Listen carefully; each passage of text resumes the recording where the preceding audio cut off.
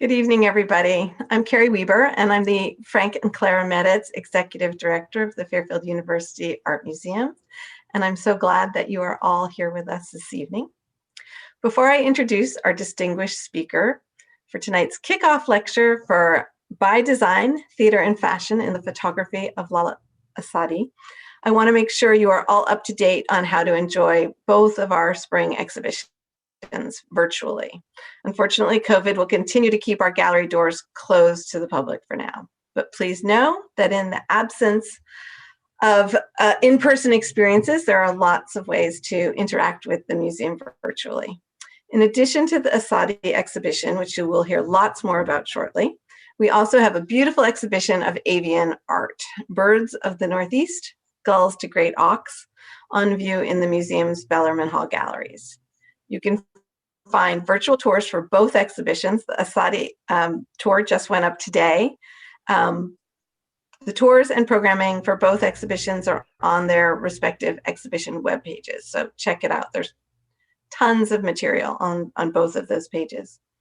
All of our programs are free and are being presented on this platform that you were able to find this evening, thequicklive.com, courtesy of our friends at the Quick Center for the Arts. So we hope you'll come back and enjoy a lot more of these programs. Recorded talks, in case you want to share it with a friend, can be found on our YouTube channel or on the Quick Live archive a few days after each of the events. It's now my great pleasure to introduce our speaker for this evening, Dr. Cynthia Becker. Dr. Becker is Associate Professor of African Art History in the History of Art and Architecture Department at Boston University. She received her BA from the University of New Orleans and her MA and PhD from the University of Wisconsin-Madison. She is a scholar of African and African diaspora arts, specializing in the arts of the Imazighen, or Berbers in Northwestern Africa, specifically Morocco, Algeria, and Niger. Her research has been supported by grants from Fulbright, the Council of American Overseas Research Centers, Fulbright Hayes, the Radcliffe Institute of Advanced Study at Harvard University, and the American Institute of Maghreb Studies. Professor Becker's writings on North Africa have been included in numerous museum exhibitions, including ours, and also including those organized by the Musée Berber du Jardin Majorel for Berber women of Morocco, the Institut du Monde Arabe for Trésor de l'Islam en Afrique, the Bloch Museum at Northwestern for Caravans of Gold, the Newark Museum for Arts of Global Africa, and the University of Florida Harem Museum for Africa Interweave, Textile Diasporas.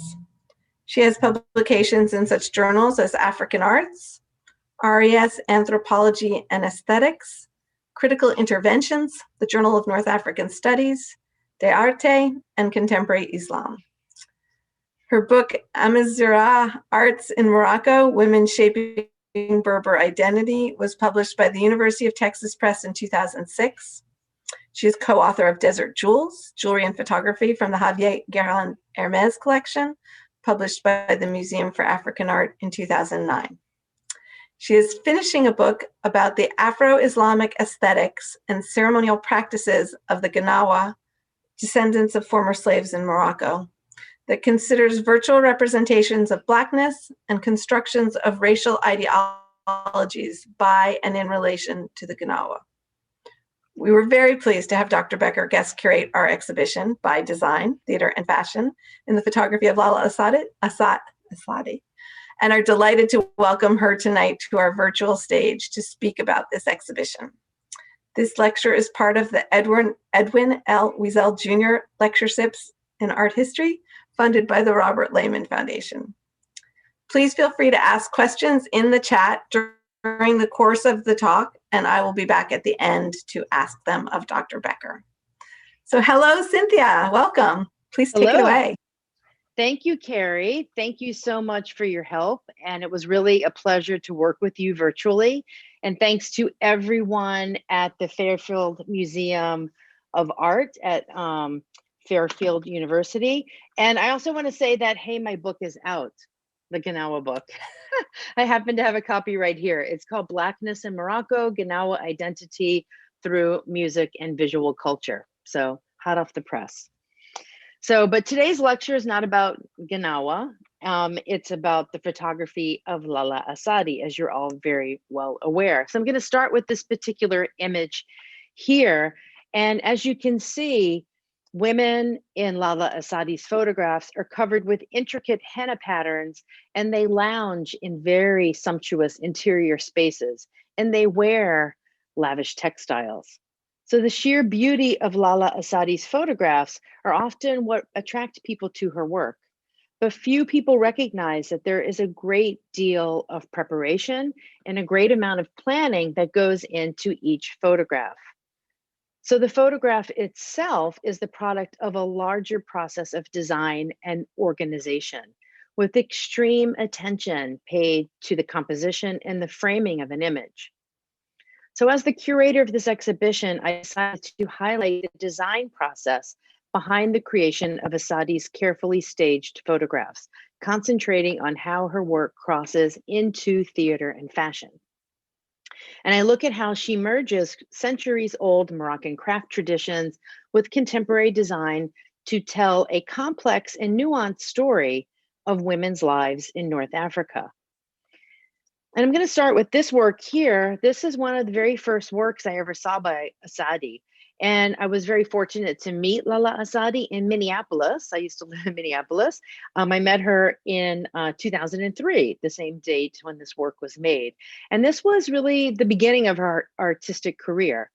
And this was the same year that she graduated from the School of the Museum of Fine Arts, Tufts University, with her MFA. And I was interested in her work because of her sheer talent and also because she's born in Morocco. And I've been traveling to Morocco since 1993 and have written extensively on Moroccan art and culture. And Essaydi, as I said, was born in Morocco. And I found out that she moved due to marriage to Saudi Arabia. And she eventually decided to study drawing and painting at the École des Beaux-Arts in Paris. And today she splits her time between the US, Morocco, and Saudi Arabia.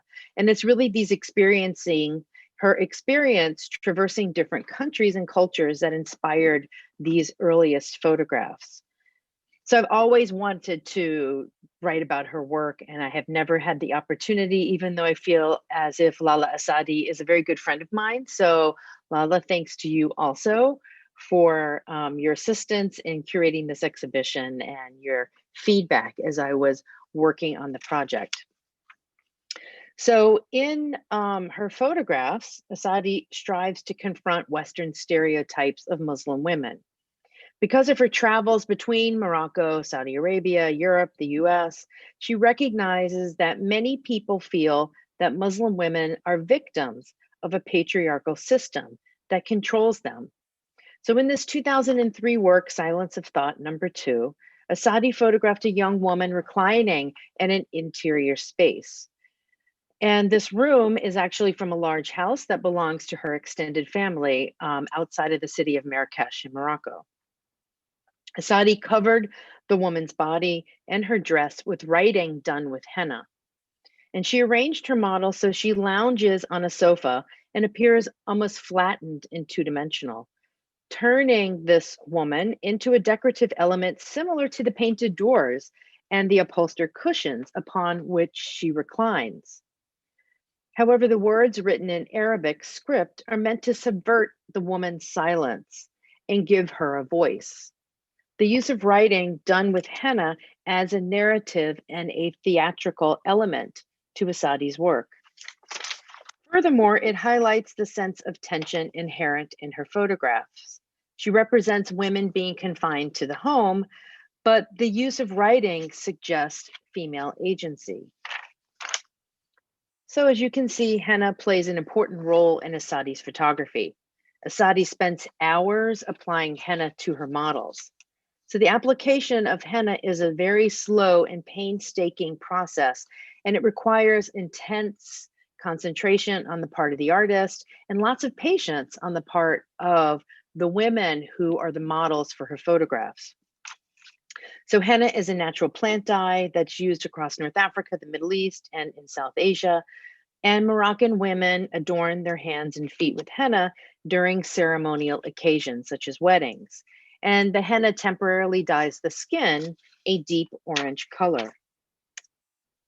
In urban Morocco, brides may sit for hours while professional henna artist called a nagafa creates intricate designs made from thin lines of henna. And so what happens is that the henna is placed within a syringe. So when this woman in the photograph, in her right hand, she has a syringe. So the needle, the tip of the needle is broken off, so it's not sharp.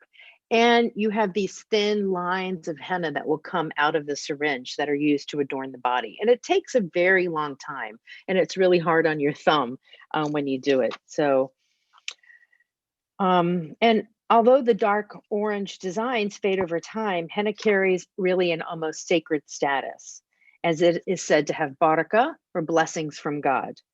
And it protects people during rites of passage. And I spent a lot of time in rural Morocco in the south, and I saw people use henna a lot for healing purposes, not to heal their sprained ankles, to heal pulled muscles, to heal cracked hands. And of course, women use henna to strengthen their hair. So furthermore, henna is a practice used by women really of all social and economic backgrounds.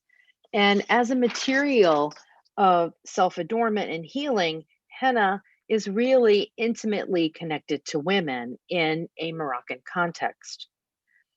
So when Essaydi does her photographs, she creates the atmosphere of a henna party in her studio. And most of the people, most of the women who are posing for her photographs, they're her friends, they're family acquaintances, members of her family. And there's a lot of mint tea drinking, there's singing, there's music, because women are spending, 8, 9, 10 hours in the studio when these photographs are being composed.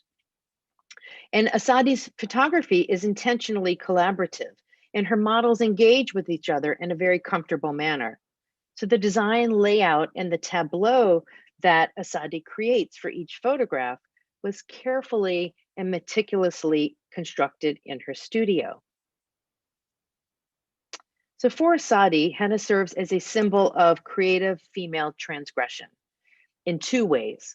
First, henna was only used during rites of passage, but now it's used in Morocco very commonly for secular fun occasions. And women commonly gather to adorn each other with henna, to celebrate their femininity, and to support each other. And then second, henna is used by Essaydi to write Arabic calligraphy. So in North Africa and the Middle East, calligraphy really has been the realm of male artisans who use it to adorn the interior of architectural spaces, or by male religious scholars who copy the Quran or other manuscripts.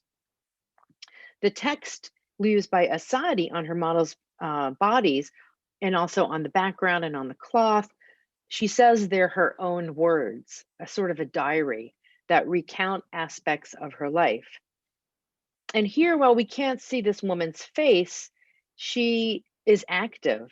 She is in the process of writing herself. She's holding a bamboo calligraphy pen in one hand, and there's a bowl of henna at her feet. And this gives you the sense that this woman is being empowered and has a sense of agency. She also appears to be inscribing henna onto the surfaces around her. And if you look at the direction of the writing that Essaydi uses in the background, it is all oriented horizontally. And then the writing on the cape that the woman is wearing, it circles around her. So if you look at the photograph, your eyes are moving across the image itself. And this additionally gives the work an added sense of energy and dynamism. And this photograph, I want you to notice the size. It's pretty large. It's around 5 feet 9 inches by 7 feet 3 inches. So Essaydi does these works very large on purpose. She wants you to notice that the writing is in Arabic, but the words are not clearly legible. Even if you are fluent in Arabic, the words are not readily legible. So every inch of this surface really is covered with henna calligraphy, except for the bowl on the in front of the woman. And Essaydi says that, you know, like I said, these are her own words, but because they're not easily readable and they're not legible, you get a sense that these are a woman's private thoughts in her private words. You don't need to know the details. So this image, like all of Essaydi's photographs, are carefully staged, showing that Essaydi's work is really not just about the finished product. The result is, you know, the work itself should be seen as the result of a long durational process. So when Essaydi was doing this work, 2003 and 2004, at this point of her artistic career, she began to include dark black borders around the edges of her photographs to emphasize her artistic process. And the borders are a result of her photographic technique. So she uses a large format camera that she mounts on a tripod in her studio. And then she places film inside a holder that is placed into the large format camera. And the holder itself blocks the edges from exposure to light. So when Essaydi prints the entire negative, the part that is covered with the holder is blocked so that it is not exposed to light and that these borders are printed as black. And she intentionally includes the black borders to show that the image was not cropped and it wasn't edited post-production. In other words, she's not using Photoshop to add the henna writing. This is actually done in the studio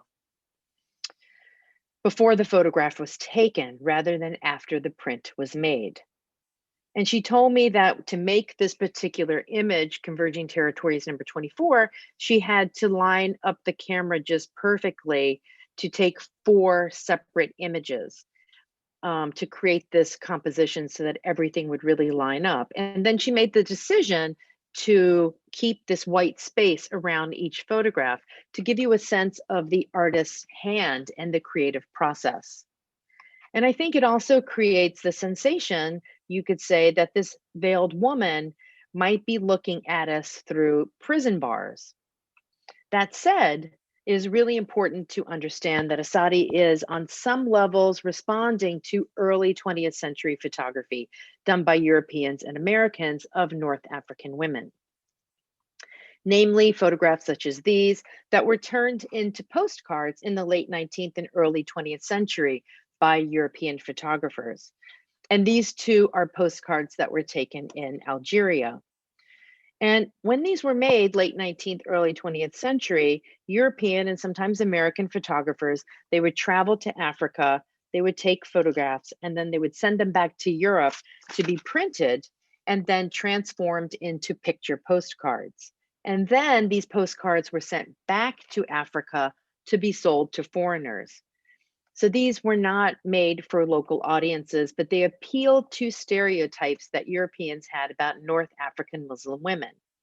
Namely, that women were oppressed by the veil and kept in prison in their homes by male members of their families.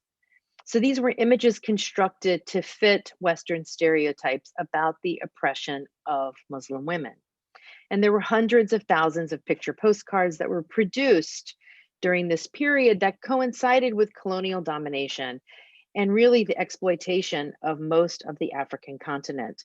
And people loved to send these to correspond with friends and families. People collected them, and they were part of a big collecting craze across Europe and the United States. So Essaydi is aware that the complex relationship between cultures often leads to misunderstanding and misinterpretation. And she confronts this idea in her photography, hence her title, Converging Territories. And this Converging Territories series addresses then the convergence of various cultures. And this convergence leads to misunderstanding, often. So Essaydi's images have complex and layered meanings. For example, the veiled woman that you see here done by Essaydi could be reinforcing the stereotype that Muslim women are veiled. But she covers it with Arabic script done with henna to give the woman a voice and to suggest female agency. And at the same time, it's a really beautiful image. But does its beauty take away from its message? In Essaydi's photography, the writing behind the veiled woman, once again, is running horizontally like the previous image that we saw, and it converges towards the veiled body. And it draws us to the woman's face. So the only thing that we're really able to see on the woman's body is her eyes, her forehead, and then a little bit of one foot.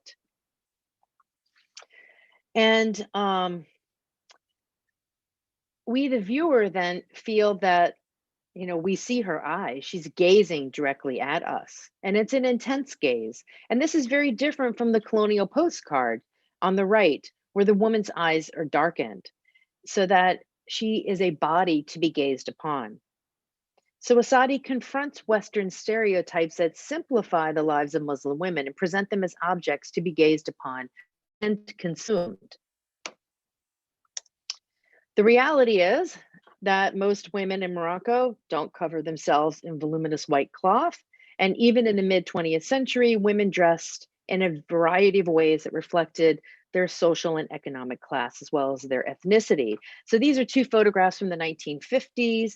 On the left, these are Amazigh or Berber women from southwestern Morocco. And you can see just how differently they're dressing than the woman on the right, who is a woman wearing a garment called the djellaba, which is a hooded gown that was originally worn by men, but women in the mid 1950s and 60s started to adopt it as a style of dress that they would wear outside of the home in urban Morocco.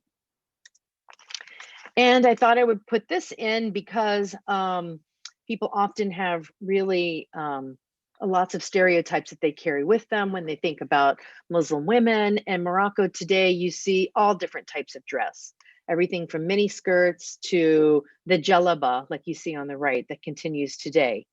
And most women who wish to dress modestly in Morocco wear what is called the hijab, which consists of covering one's hair with a headscarf and then wearing long sleeved shirts and sometimes long pants and a skirt. And not all women wear headscarves, as you see in this photograph. And most women don't cover their faces with veils. But in the early 20th century, postcards and photographs reinforced Western stereotypes, not only of the veiled woman, but also the idea that North African women were kept in harems by men. In fact, one of the images common to colonial postcards is the reclining female figure called the Odellisk. So the term Odellisk comes from a Turkish word which refers to a female slave or a concubine in the court of the Turkish Sultan. And the image of the Odellisk became a common trope in European colonial images of North Africa and the Middle East, where they imagined that every home had a harem of female slaves waiting to please their masters. So Essaydi often shows women in the Odellisk or the reclining pose in her work. And in this work, Les Femmes du Maroc, number 30, a long white cloth frames the image as if the women are in a home interior or at a theater, in a theater stage. And the curtain has been opened and reveals two women. One's reading from a book and the other one appears to be listening to the story being told. But unlike colonial era imagery, women are not passively waiting to please their masters. Women are engaging and interacting with each other.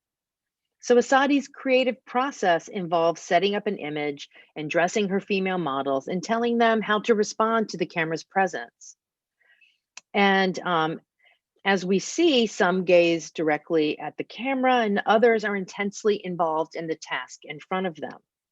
And the women clearly feel comfortable posing in front of Essaydi and her camera. And this differs a great deal from the photographs of North African women from the colonial period, such as you see on the left, where women look really unnatural and uncomfortable.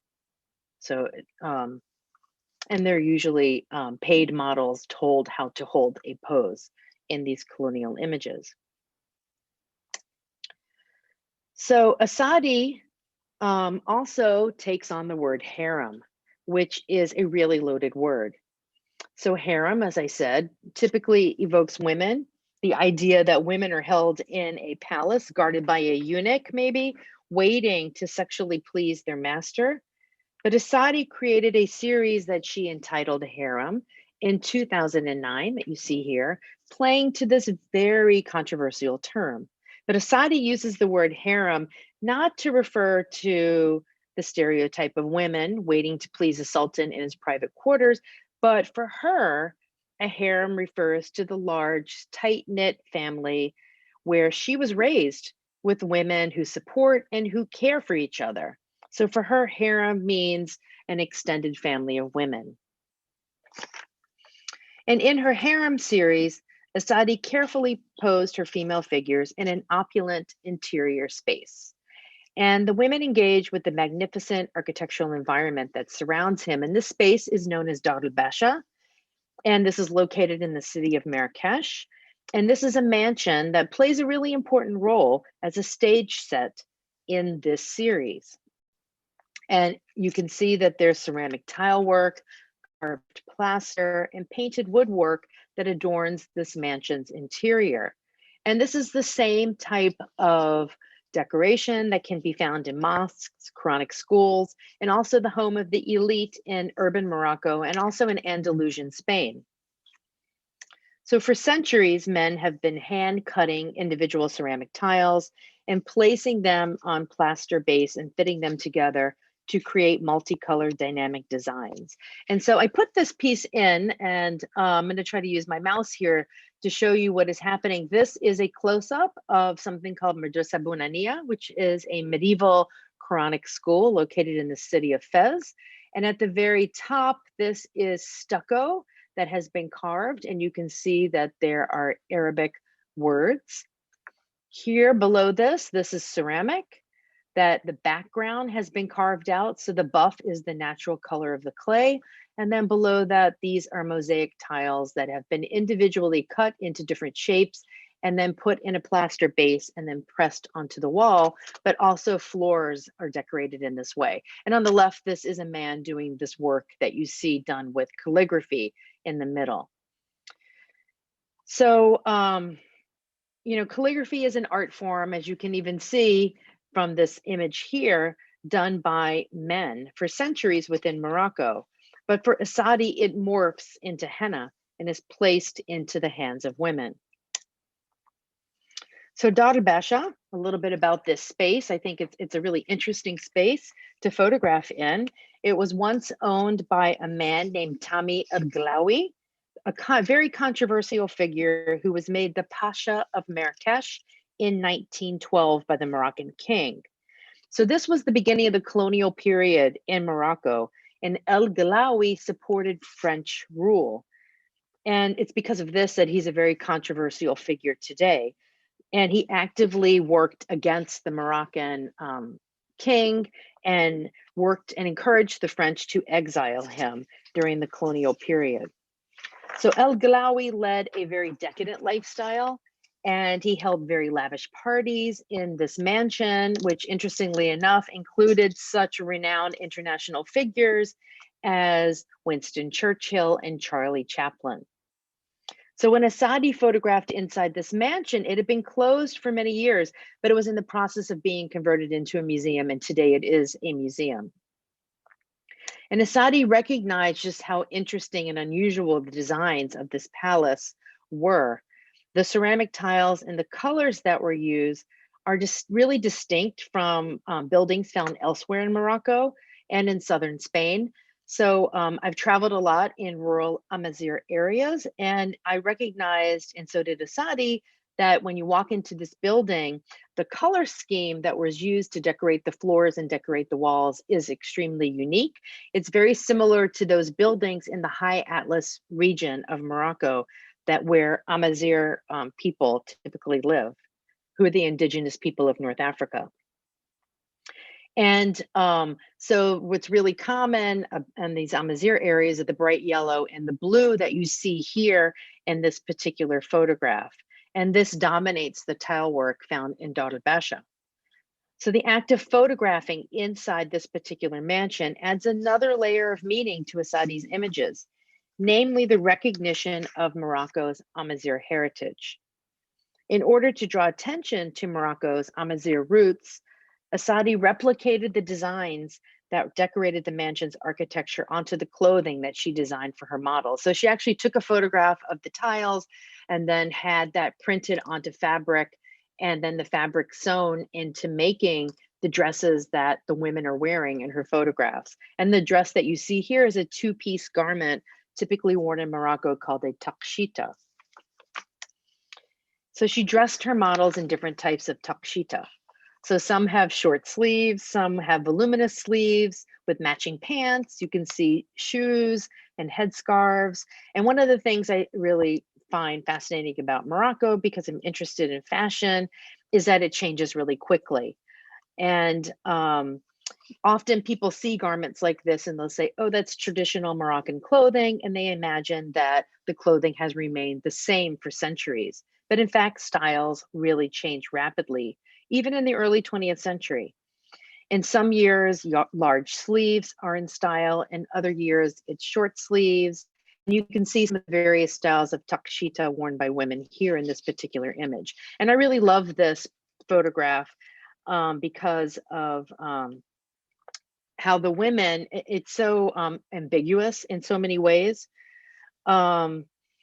You can't quite tell what's going on in this particular image. You know, the women become part of the background ornamentation, and there's a real sense of energy conveyed through Essaydi's use of this bold repeating patterns and really the theatrical arrangement of her models. Essaydi shot both of the images of the triptych of this diptych separately, and she lined them up in such a way to suggest this dynamic interaction between these two women. And the standing woman has a really exaggeratedly large, long arm that reaches to touch the brow of the seated woman, and the seated woman looks directly at us. And at the same time, like I said, I found this really ambiguous because you can't tell, is this a stage set? Is this her studio? Is this an interior of the Darbasha? Is this a large open room? There's really a sense of movement and dynamism and playfulness to this photograph that defies easy categorization, which I think really adds to the visual power of this image. And Essaydi embraced fashion again in her Harem Revisited series from 2012 to 2013, and she used antique Moroccan dresses borrowed from the collection of Noor and Bouker Temli in this series. And urban women commonly wore these types of dresses that you see here. These are called the kaftan during weddings and other celebratory occasions, and people still wear them today in Morocco. And what Essaydi did is that she took individual kaftans from the collection of the Temlis, and she dressed her models in very innovative ways. And she made a fashion statement by turning the old into something new. So her tableaus are not meant to be a recreation of the past. Rather, Essaydi drew from her love of fashion and layered the kaftans in new ways. And in this case, she dressed her model in a light rose-colored kaftan with gold brocade flowers. And underneath that, the woman is wearing a bright, bold pink kaftan with sort of gold-white flowers in the background. And this combination would not have been worn by women today or even in the early 20th century when these garments were originally made. Kaftans such as these were worn by women in the urban centers of Fez and Meknes in Morocco. The brocaded patterns with flowers seen in these dresses derives from early 19th century silks that were woven in Lyon, France, and used for Christian religious garments. And these garments became unpopular. This type of fabric became unpopular in France. And so the weavers in Lyon then began to cater to a North African market. But by the 1950s, European weavers were replaced by Moroccan male weavers, especially in the city of Fez. And men wove the same brocade patterns using intricate draw looms. And so I think this is also interesting that Morocco has been part of a large sort of trans-Mediterranean textile trade since the early 20th century. So the kaftan that you see on the right dates to about the 1970s, and it was made by the Ben Sharif family in the city of Fez. And you can see that it has narrow sleeves, much narrower than the woman in the black and white photograph, which comes from the early 20th century. And the kaftan fabric made in Morocco is also heavier than the early 20th century fabric. So this further demonstrates how styles change over the years. So even in garments that people typically associate with traditional styles of dress. So in this photograph, Essaydi used various embroideries that would have been part of an urban bride's trousseau in the early 20th century. And she filled her tableau, she fills it with different types of textiles coming from different urban areas of Morocco. And so she uses bath linens, she uses curtains that would have been placed in courtyards of people's houses. She uses chest covers and, of course, different styles of clothing. And embroidery such as this was believed to derive from the waves of Jewish and Muslim refugees who arrived to Morocco from Andalusia, Spain, and they brought rich textile traditions with them, especially silk embroidery and weaving. And then over time, we know that every city in Morocco developed its own style of embroidery. And so Essaydi combined different patterns and different embroidery styles from all these different cities to create interior spaces that really exist outside of time and cannot be linked to a specific place, creating her own unique theatrical stage sets.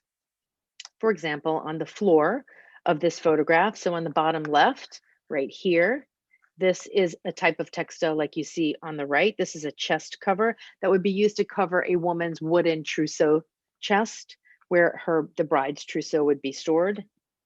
And this is a type of textile that is actually reversible embroidery, and it's meant to emulate vegetation that's found in a Moroccan garden. And it's called Rabati, after the city of Rabat. And it's believed to date back to at least the 18th century, this type of embroidery within Morocco. Essaydi also used wall hangings in the background that were used by the elite in their homes in Morocco. And these are, you can see, alternating pieces of red and green velvet that are adorned with gold metallic embroidery. And these would be displayed on special occasions, and the bride and the groom would often sit in front of them during weddings. So this was created at the city of Fez, this particular piece, and then each panel would be sewn together, so created separately and sewn together. And the wall hanging in the Lalla Essaydi photograph, the colors have faded over time, so they're no longer as bold as the piece that you see on the right. And then Essaydi draped a rare silk belt from Fez over the arm of the woman on the right of her photograph. And so these belts were worn over women's kaftans and gifted to new brides. And the act of belting a bride was an indication of her marital status. And these were very expensive, very prestigious belts that were woven out of silk.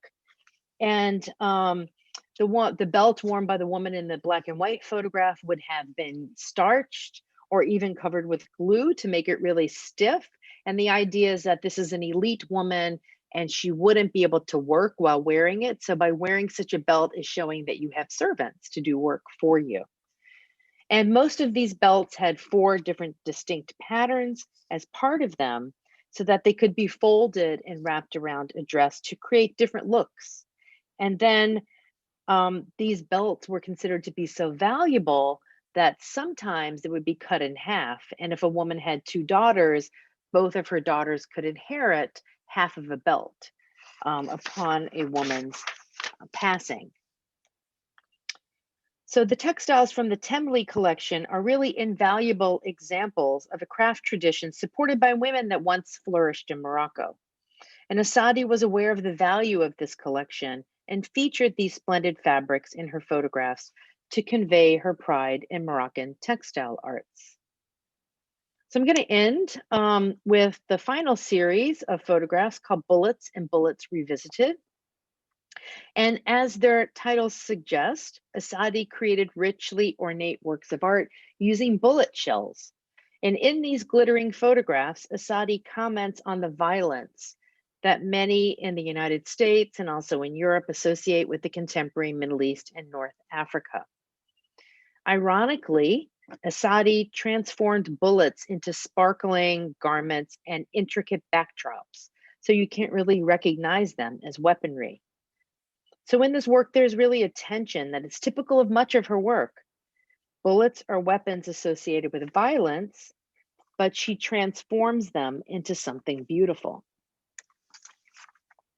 Here she created a rich background for her model by skillfully arranging sliced brass and nickel bullet shells of different sizes into patterns that recreate the wall mosaics used in Moroccan urban interiors. Also on the woman's arm, you can see there's a little bit of henna calligraphy that's showing, and then also here and here you can see the calligraphy on the wall inside this building, which is a Quranic school. And this shows another layer of her work, the fact that she fuses aspects of high art with popular culture. I mean, henna is art form used by the masses, and calligraphy is really something reserved for the elite and for sacred spaces. And also she's using recycled materials, bullets and bullet shells, to make materials, to make clothing, to make backdrops for her work. And this was really a bold choice on the part of Essaydi to use bullets, namely because it's really hard to gather bullets in Morocco. The being able to purchase bullets is tightly controlled by the Moroccan government that regulates the number of bullets that people are allowed to purchase, limiting them to hunters, and they can only buy a certain amount. And actually I was involved with her. I mean, I worked with her a little bit when she started this project, in that I connected her to someone I knew who lived in southeastern Morocco near the border with Algeria. And at that border space, there was a big open desert area that used to be a shooting range for the Moroccan military in the 1980s. So this border region was sort of a tense area between Morocco and Algeria, they were arguing where exactly the border should be drawn between the two countries.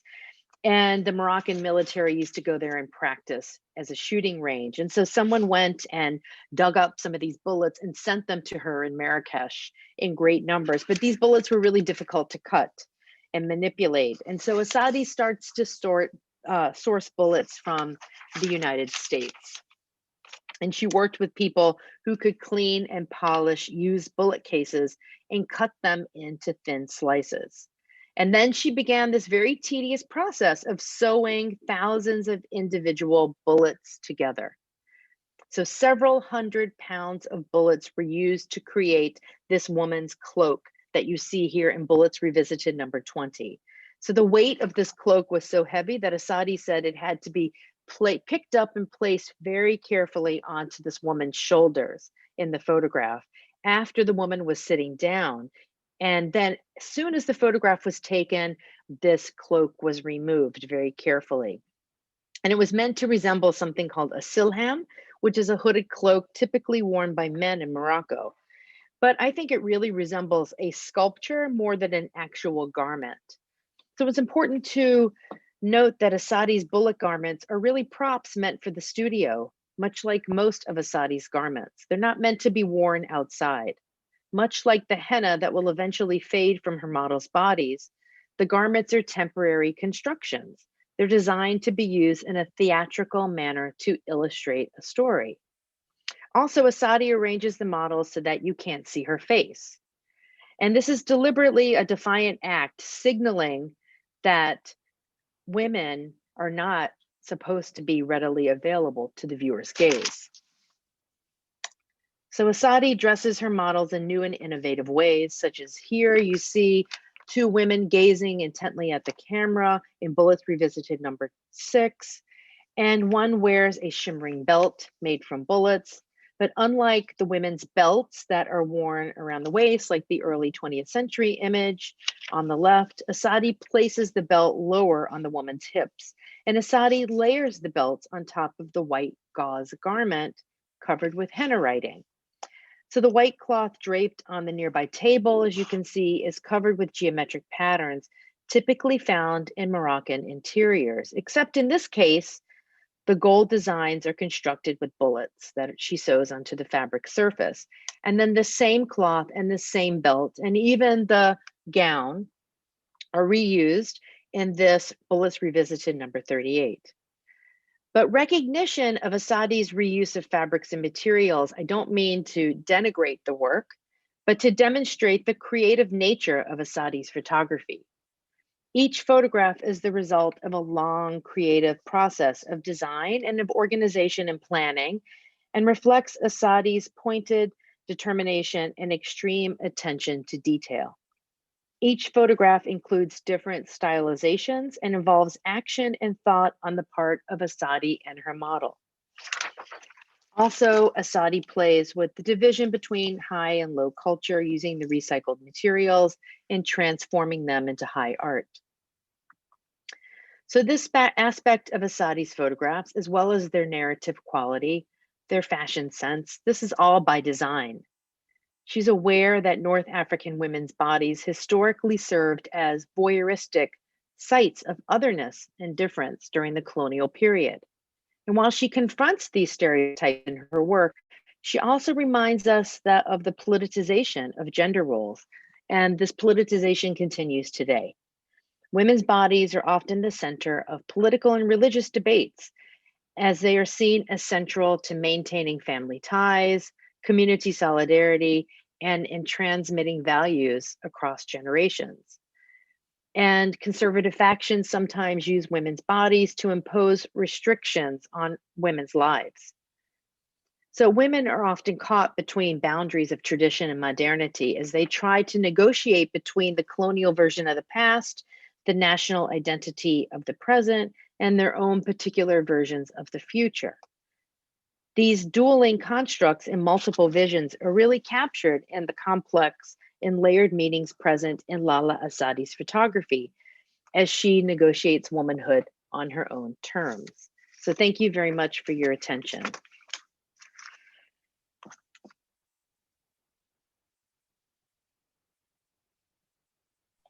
Always muted, sorry. Thank you, Cynthia. That was just fascinating and fabulous. And I loved it, and our audience loved it. And I do have a bunch of questions for you from our audience. Okay. Hannah Thompson asks, was she trying to challenge or poke fun at Orientalist paintings, 19th century, Orientalist works? She's definitely trying to challenge Orientalist works, yes. And she has some where she does almost exact replicas of 19th century paintings by Jerome and other Orientalist painters. I didn't include them in this particular exhibition, but yes, I wouldn't say that she's poking fun, but I do think challenging and problematizing those images. Great. Lisa Aronson says, wonderful lecture about an extraordinary artist. She's curious to know why Essaydi chose to write Arabic script that is unreadable. Hi, Lisa. How are you doing? I know you. So thanks for the question. The way I interpret it is that these words are really meant to be her own private words. These are her story. These are things that she's writing about her life. And so she wants you to know that those words are there, but they're really, it's sort of like none of your business, the exact meaning of them. These are her private words. These are her private experiences. She does talk about in her very first series from 2003, what the words do say. And it is a poem that praises the owner of the house for the beauty of the house. And so by doing that, she's suggesting that the woman in the image is also sort of a beautiful decoration, just like the house. But since then, she doesn't use any specific poetry or something like that in her work. Great. Rebecca Skinner Green says, a wonderful lecture. I'm curious how the yellow on yellow double kaftan fashion was different. You mentioned that this is not how these clothes would be worn today or in the past. How would they have been worn instead? Would they have avoided pairing similar colors? Okay, yeah, thank you. Hi, Rebecca. So this is actually pink on pink. So, maybe the color is off for you, and I hope not for everyone. So how they would have been worn in the past is just by themselves. So just a singular garment. And then, as you can see on this woman here, she's actually wearing a white sheer garment on top of, I believe this would have been yellow, but I can't tell you for sure if it was yellow because it is a black and white image, and it did never existed in color. So this right here, what I have my pointer on, right, is covered by kind of a sheer white embroidered piece of fabric so that the bottom, the underneath layer could be seen really well. In this particular instance, she's taking two separate kaftans that would be worn on two separate occasions, and then she's layering them. So people normally wouldn't just wear two different kaftans, one on top of the other. Got it. Barbara O'Brien has two questions. How does the artist, well, I'll just start with one. How does the artist use studio assistants in the creation of the sets? So she has said that she knows many of these women, that they are family friends and acquaintances. And you can see that there are many of the same women who show up repeatedly in her work over the years. And she has also said that women feel that they're engaged in a feminist project when they work with her. And so they feel that it has real meaning and they're very proud to participate in her work. And she also said that sometimes young women who she doesn't even know contact her and say, hey, do you need anyone for the image? So people are kind of excited about being in the work. And I would say they work with her in that they clearly engage with her behind the camera. I mean, I get the sense when you look at a woman's pose that she feels relatively comfortable. She doesn't look stiff in the image. And I did show one image, I can't remember where it is anymore, here, where I showed a postcard where you can see a group of women who are sitting together. Now, granted, this is an early 20th century or late 19th century image, but here the women, you get the sense that there is a photographer who is a man. It's a male gaze. These images were made for a male gaze, and they went into either a studio or maybe a home, and he probably paid the models and he set them up in particular ways, telling them what to do. And the woman in the center, she's holding what appears to be a type of a scarf and she's doing, I guess, a dance. But to me, it just looks extremely stiff and just very fake. And none of the women look extremely thrilled about being there. And, when I look at Lalla Essaydi's work and you look at the women's faces, to me, they seem pretty comfortable with her and have very relaxed facial expressions. And so I assume that it is a collaboration of sorts when the actual image is set up. And that's what Essaydi says. Barbara's second question was actually, are the models in any way collaborators? Her first question, I think she wanted to know more. Does Lalla have any help in doing the calligraphy or creating the costumes or setting up the shots or arranging the fabrics? Does she have a team on these shoots with her? Well, that I'm going to have to say I'm not really sure. I have not been in a shoot with Lalla Essaydi. I've been to her studio and I've seen it. I know that from knowing her, I know that she pays an extreme amount of attention to detail, that she's extremely involved. And if she does have people helping her, she's hands-on. Now, I'm assuming that she sent her photograph to be printed on fabric and she had someone design, to actually sew the garment. She's not actually sewing the garments that the women are wearing. I believe she does a lot of the henna calligraphy. Some of the pieces where you have really intense calligraphy, such as her earlier series, I'm kind of assuming that she probably had some help in doing that work because it would take hours and hours to be able to do that. So yeah. And actually, and another question from Linda Gottlieb is, do you have any idea how long it would actually take to stage one of these photographs? She told me that it takes 9, 10 hours, and it's all day, a really, really, really long day. And so in her studio itself, she has a large open area that's sort of set up almost like, in a stage where she has her backdrop set up. And this is where she's going to set up her photograph, unless she's taking a photograph in something like Dar Basha, where the models will actually go to that particular space. And she has rooms in her studio on the second floor where the models can sleep, take naps. She has a shower. I mean, it's a sort of a mini apartment there for everyone, because people are there for hours and hours. So if you have to have your body covered with henna, you're going to have to sit there for a while as well. I mean, I have myself gotten really extensive henna on my hands and my feet, and it's taken 6 hours to have it Wow. done, in a really intricate way. So it's time consuming. It's all day. We Definitely. have lots more questions, and I think we just have a couple more minutes. But let me just, this one I'm interested in. Can Sarah asks, can Moroccan audiences easily read the fashionability of the textiles? Do they get her references? I think they would get her references, because I mean, yeah, I would say yes. I mean, they would recognize this as a kaftan and know that this was the tile, also called zalige, that was painted on it.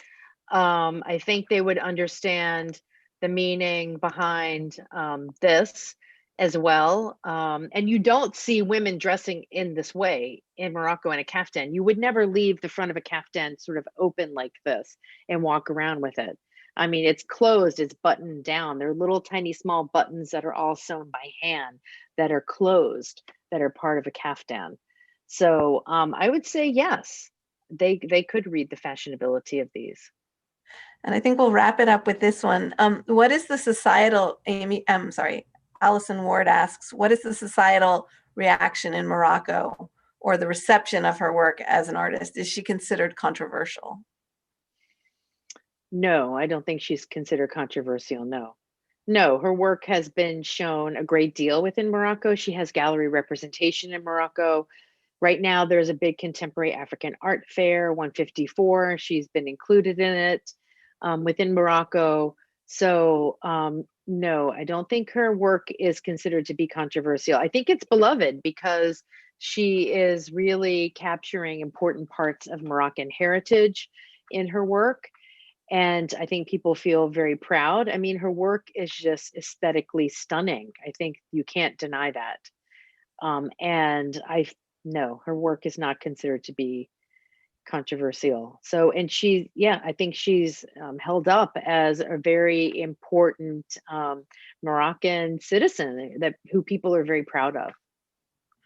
Well, I think we are going to stop there. I'm sorry I couldn't get to all the questions, but please, I hope you all will read the exhibition brochure, which is available on our website. We'd also be happy to send you one if you get in touch with us, and learn even more about Lalla and her work. Thank you so much, Cynthia. This was fabulous. We really appreciate your time, and I'd love to collaborate with you again someday. So thank you. Thank you Thank very you, much. Carrie. It's been a pleasure. Thank you so much. All right. Thank you all for coming.